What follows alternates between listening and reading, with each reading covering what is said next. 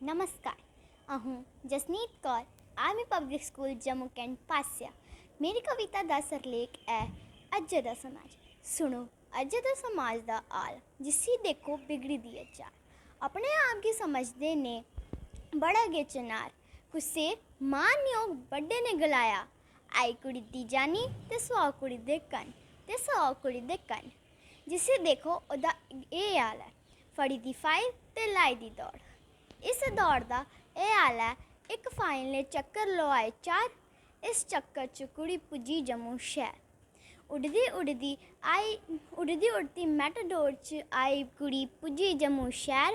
खंड मिठे लोग इत्थे ना झगड़ा ना वैर। तवी जाइए पानी पीता तोते अपने पैर। बावे जाइए मत्था टेकिया प्रसाद आली बर्फी लगी बड़ी शैल। दिखिया बहु फोर्ट दा बाग बगीचा और उत्थे दी चहल पहल। राजे दे अमर महल दी बिखरी है डैर। मैटाडोर दी कित्ती सवारी पुजी रघुनाथ बाजार।